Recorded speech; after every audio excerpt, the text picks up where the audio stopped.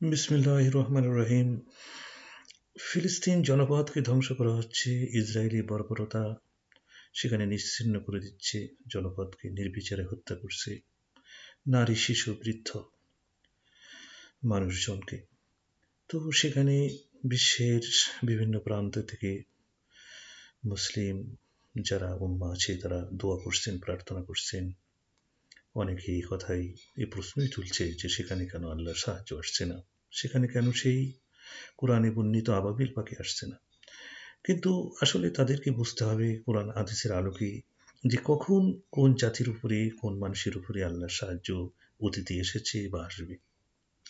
আল্লাহর বিধানটা কি? আসলে আমরা যুগে যুগে পবিত্র কোরআনের আলোকে দেখেছি যে নবী রাসূলরা যখন বিপদগ্রস্ত হয়েছেন, যখন কঠিন পরীক্ষার সম্মুখীন হয়েছেন, তখন তারা আল্লাহর কাছে প্রার্থনা করেছেন, আল্লাহর সাথে সাথেই সে প্রার্থনা শুনেছেন এবং সাথে সাথে তার জন্য সাহায্য আল্লাহ পাঠিয়েছেন। হযরত ইউনূস আলাইহিস সালাম যখন নিজের ভুলের জন্য তিনি মাছের পেটে গেলেন, মাছ তাকে খেয়ে ফেললেন।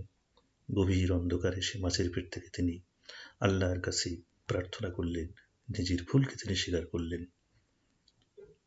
তিনি বললেন, লা ইলাহা ইল্লা আনতা সুবহানাকা ইন্নী কুনতু মিনাজ জালিমিন। হে আল্লাহ, তুমি ছাড়া আমার কোনো উপাস্য বা কোনো রব নাই এবং তুমি মহিমান্বিত, পবিত্র। যে ভুলটা করেছি সেটা আমিই করেছি, আমার ভুলের কারণে আজকে হয়তো আমার এই শাস্তি তুমি দিয়েছো। আল্লাহর কাছে এই প্রার্থনা, এই আত্মসমর্পণের কারণে আল্লাহর সাথে সাথেই তার দোয়াকে তিনি কবুল করলেন। কোরআনে উল্লেখ করলেন, ফাস্তাজাবনা লাহু ওয়া নাজ্জাইনাহু মিনাল গাম্মি। আল্লাহ তাআলা বললেন, আমি সাথে সাথেই তার কথা শুনলাম, তার উত্তর দিলাম এবং তাকে আমি সেই বিপদ থেকে উদ্ধার করলাম। ওয়াকাযালিকা নুজ্জিল মুমিনিন। এবং আমি শুধু হযরত ইউনূস আলাইহিস সালামকে নয়, আমার মুমিন বান্দা, আমার প্রিয় বান্দারা যখন এইভাবে বিপদগ্রস্ত হয়, আমি তাদেরকে ইউনূসের মতো এভাবেই উদ্ধার করে থাকি। সুতরাং এখানে একটা শর্ত হচ্ছে যে হযরত ইউনূস আলাইহিস সালাম আল্লাহর প্রিয় নবী ছিলেন, রাসূল ছিলেন। তিনি ছিলেন মুমিন বান্দা। হযরত ইউনূস আলাইহিস সালামকে আল্লাহ যেভাবে রক্ষা করেছেন, তিনি বলছেন যে আমি মুমিন বান্দাদের সেভাবে রক্ষা করি। অতএব আজকে আমরা আল্লাহর সাহায্য যারা পেতে চাই, আল্লাহর করুণা যারা পেতে চাই, আল্লাহর আবাবিল পাখি আসার যারা আমরা আশা করি, আমাদেরকে বুঝতে হবে যে আমরা আসলে মুমিন কিনা, আমরা আল্লাহর প্রিয় বান্দা কিনা, আমরা আল্লাহর বিধান মেনে চলছি কিনা, আল্লাহর হুকুম হাকাম মেনে আল্লাহর প্রিয় বান্দা, সলিহীন বান্দাতে পরিণত হয়েছে কিনা। যদি আমরা হতাম, নিশ্চিতভাবে আল্লাহর সাহায্য আসতো। অতএব আল্লাহর সাহায্য যেহেতু আসছে না, সেখানে বুঝতে হবে যে আসলে আমাদের ইমান আমল বা আমাদের নেক আমলে এখানে ঘাটতি আছে। একই কথার পুনরাবৃত্তি করে মহান আল্লাহ তাআলা তার নিজস্ব মতামতকে পবিত্র কোরআনে জানিয়ে দিয়েছেন। তিনি বলেছেন, ওয়াকানা হাক্কান আলাইনা নাসরুল মুমিনিন। অর্থাৎ আল্লাহ বলছেন যে মুমিনদের সাহায্য করা আল্লাহর একটা কর্তব্য হয়ে দাঁড়ায়। অর্থাৎ আল্লাহর কর্তব্য, যুগে যুগে যখন মুমিনরা বিপদগ্রস্ত হয়েছে, তখন আল্লাহ তাআলা তার সাহায্যের হাত বাড়িয়েছেন। হযরতে মূসা আলাইহিস সালাম যখন ফিরআউনের সৈন্য দ্বারা চারিদিকে বেষ্টিত হলেন, তখন মূসার একজন বললেন, ওয়াকালা আসহাবে মূসা ইন্না লামুদরিকুন, যে হে মূসা, আমরা তো পাকড়া হয়ে যাচ্ছি, ফিরআউনের সৈন্যরা আমাদের চারিদিক দিয়ে ঘেরাও করে ফেলছে। সাথে সাথে মূসা বললেন, কাল্লা, কখনোই না, ইন্না মা রব্বি সায়াহদিন, নিশ্চয় আমার প্রভু, আমার আল্লাহ আমার পক্ষে আছে এবং তিনি আমাকে পথ দেখাবেন। সাথে সাথেই আল্লাহ তাআলা বললেন, ও আহাইনা ইলা মূসা, আমি মূসার কাছে ওহী পাঠালাম এবং বললাম ও বললাম ফাদরিব বিল আসাকাল বাহারা, অর্থাৎ তোমার হাতে যে লাঠি আছে সেই লাঠি দ্বারা তুমি সাগরে একটা আঘাত করো।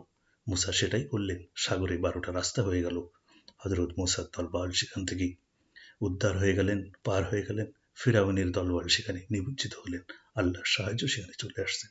অতএব হযরত মূসা আলাইহিস সালাম আল্লাহর প্রিয় বান্দা ছিলেন। সুতরাং তিনি ছিলেন মুমিন। তাই আল্লাহ তার প্রতিশ্রুতি অনুযায়ী সেখানে তার সাহায্য পাঠিয়েছেন। ইন্না রব্বি ওয়াদাকা হাক্কান, পবিত্র কোরআনে বলা হয়েছে তোমার প্রভু যে আল্লাহ, তার প্রতিশ্রুতি সেটা সত্য। তিনি যে ওয়াদা করেন সেটা সত্য। লা ইয়াখলিফুল মিয়াদ, তিনি তার প্রতিশ্রুতি কখনো ভঙ্গ করেন না। অর্থাৎ আল্লাহ তাআলা বলেছেন যে মুমিনদেরকে সহায়তা করা, সাহায্য করা আমার কর্তব্য। সুতরাং আজকে এই বিশ্বের মুসলিম যে উম্মা আছে বা প্যালেস্টাইন জনগণ আছেন, আসলে আমরা যদি প্রকৃত মুমিন হতাম, আমরা যদি আল্লাহর বিধান অনুযায়ী চলতাম সঠিকভাবে, নিশ্চয়ই আল্লাহ সেই নবী রসুলদের মতো আমাদের কথাকে তিনি নিশ্চিত শুনতেন। শুধু নবী রসুল নয়, আমরা যদি যুগে যুগে দেখি যে সমস্ত ওলি আল্লাহ ছিল, আল্লাহর প্রিয় বান্দা ছিলেন, যেমন হজরতে শাহজালাল, খাজা মঈনুদ্দিন চিশতি।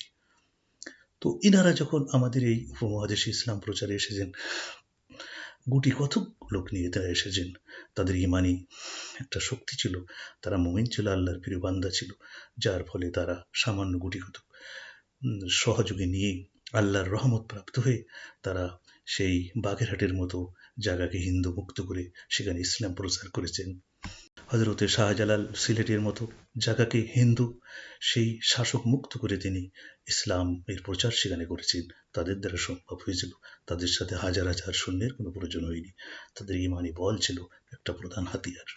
সুতরাং আজকের দিনে আমাদেরকে এই বাস্তবতাই চিন্তা করতে হবে যে আল্লাহর সহায়তা, আল্লাহর সাহায্য আসলে কখনই আসে, যখন আমরা প্রকৃতি ইমানদার হই, মমিন হই, আল্লাহর বিধান এবং আল্লাহর কথাগুলো মেনে আমরা পৃথিবীতে চলি, আল্লাহর প্রিয় বান্দা হই, তখন আল্লাহ নিশ্চয়ই আমাদেরকে সাহায্যের জন্য আমাদের কথা শুনবেন এবং তিনি তার সহায়তা পাঠাবেন।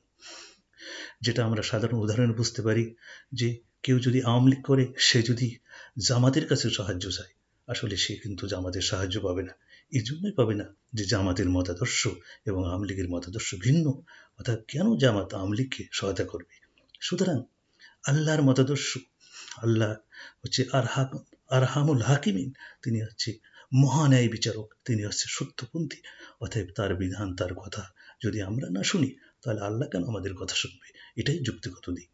তো আজকের ক্ষেত্রে ফিলিস্তিনের বিষয় হোক আর মুসলিম উম্মার যে কোনো সমস্যা হোক, যেখানে যদি আল্লাহর সহায়তা না আসে, সেখানে আমাদের দুঃখ পাওয়ার কিছু নেই, বরং শিক্ষণীয় বিষয় আছে যে নিশ্চিতভাবে হয়তো আমরা আল্লাহর মনোপুত নয়, আল্লাহর মুমিন বান্দা নয়, আল্লাহর সলেহীন বান্দা নয়, আল্লাহ আমাদের প্রতি সন্তুষ্ট নয়, যার ফলে আল্লাহর সাহায্য সেখানে আসছে না। অতএব আমরা যদি সঠিক মুমিন হতে পারি, সঠিক মুসলমান হতে পারি, আল্লাহর প্রিয় বান্দা হতে পারি, আল্লাহর বিধানকে অনুযায়ী আমাদের জীবনকে চালাতে পারি, আল্লাহর কাছে অবনত হতে পারি, সেই হজরত সুলাইমানের মতো যদি আমরা সহজ বান্দা হতে পারি, নিশ্চয় আল্লাহ আমাদের কথা শুনবেন। হজরত ইউনুস আলাইসাল্লামের কথা শুনেছেন, হজরত মুসা আলাইসাল্লামের কথা শুনেছেন, আল্লাহ হজরত শাহজালালের কথা শুনেছেন, খাজা মঈনুদ্দিন চিশতি রহমতুল্লাহ আলাইয়ের কথা শুনেছেন, খান জাহানারের কথা শুনেছেন। তারা মুমিন ছিল, তারা আল্লাহর প্রিয় বান্দা ছিল। সুতরাং আমরা যদি আল্লাহর প্রিয় বান্দা হই, নিশ্চয় আল্লাহ আমাদের কথা শুনবেন। কারণ আল্লাহর কথা, আল্লাহর প্রতিশ্রুতি আল্লাহ পবিত্র কোরআনে বর্ণনা করেছেন, সেটা নড়চড় হওয়ার কিছু নয়। আল্লাহর প্রতিশ্রুতি সঠিক এবং সত্য, এবং সেটা মুমিনদের জন্য রহমত স্বরূপ। আমিন।